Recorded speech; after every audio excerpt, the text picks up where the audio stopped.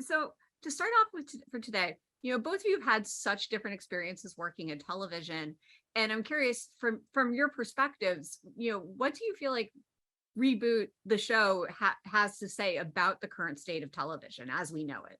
I don't know. I feel like it's as ridiculous as it always has been, you know. So, and I don't think that's that way across the board, but I think Steve Levitan's been in the business long enough where he can. It's like he's satirizing it, and it's also kind of like his love letter to television, and that's why it's so funny and has so much heart. Yes, the whole concept of the reboot, I think, is sort of what is the big like wink to what's going on in TV right now. But then how he does it, how the other writers do it, like how they sort of like kind of thread between, making fun of and loving TV and production, and then the character development, I think, is what makes it really special. So basically what Johnny said. But you both said it very well.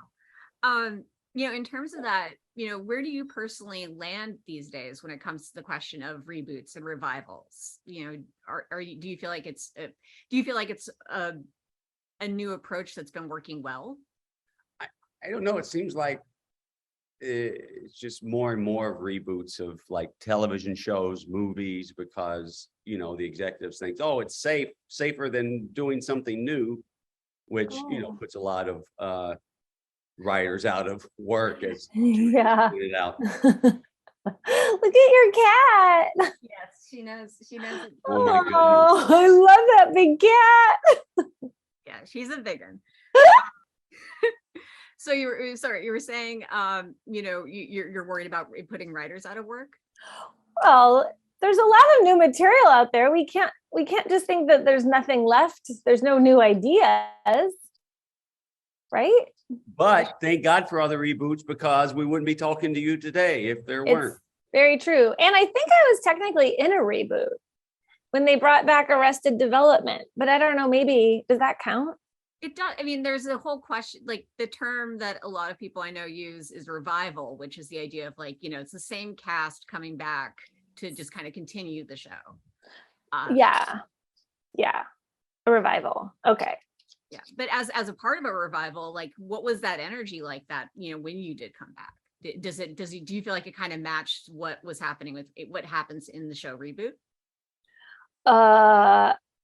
No, but for different reasons. I love that. Arrested Development is special. It is. Yeah. If for both of you, working on this show, did you have a particularly surreal meta moment in terms of making a show about making a show? That is where I find a lot of the Easter eggs in our show that you have to maybe watch 2 or 3 times to pick up, like the things that they like, what is said and then what is done.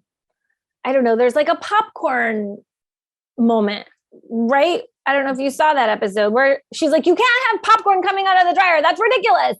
No one can do that. And then, to spoil like the end of the episode, like a bunch of popcorn comes out of something. And same with like a character never trip on a box by a door, like those types of things. And then she does. And it's like, there's like the joke, but then there's like the meta thing that like we talk about it, we joke about it, but then we actually do it and it works. I meant more like, were there moments on set for Reboot where you realize this is like reality overlapping with fiction in ways that you weren't expecting? Well, I only had one moment because this is the first show I've done, so I don't have. But starting off the series by me getting hit by a car, it kind of, is a little on the nose. Yeah. In a great way. Was that always part of the character's conception, or did they cast you and figure, we can throw him in front of a car, that's no problem? Yeah, I think that's.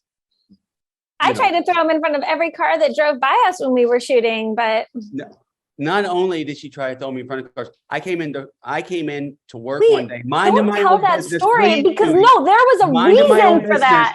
And I tried to pull into my parking lot, but I couldn't because Judy Greer had parked sideways in hers and mine. To be fair, Johnny Knoxville gets in a car accident at least once a week. I wish I had your license plate number. So if I could like monitor if there's a car that looks like yours anywhere near me. I got a ticket last week. Um,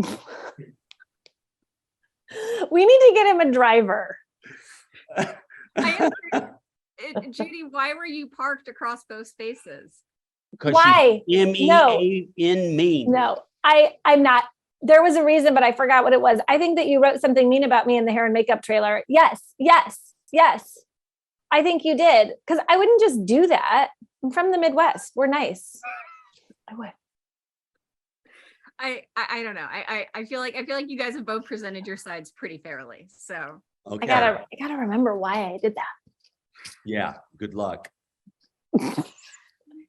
So, I got to speak with some of your other castmates as well. And something that came out, the importance of authenticity in making this show, like instead of going for like big over the top, moments or more satirization, there really was an effort to like kind of try to reflect the reality of the industry to some degree. And I'm curious, what did that add for you in terms of playing your roles?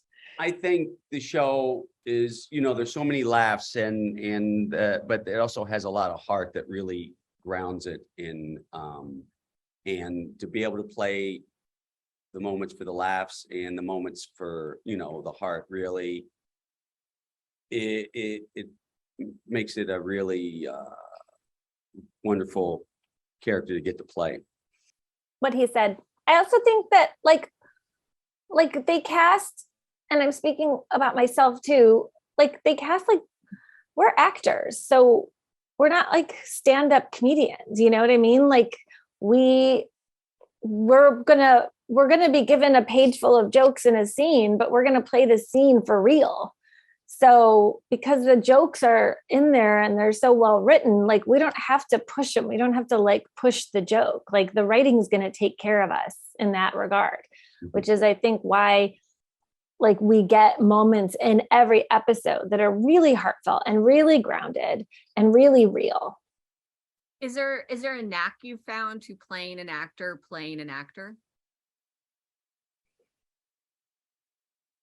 I never think of it like that. No, me neither. Really. So when you're in the middle of a scene within the show, I just think of the character and what he's trying to do in the scene. I never think of, maybe I should. You should. Wow.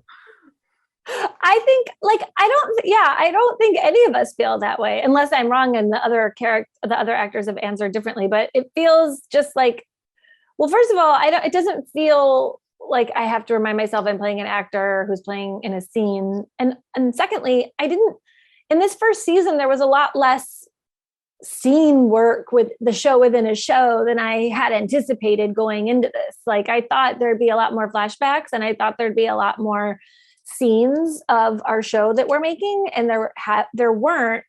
And I think that was really smart because like, what can you really do?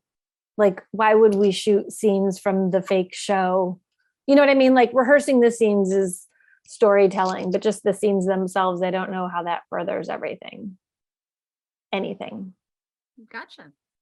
Well, that's my time with you. Thank you so much for doing this today. What's your cat's name? This is Tank Girl. Say hi. Tank Girl. She's a big Well, girl. she is very Rubenesque. Yeah.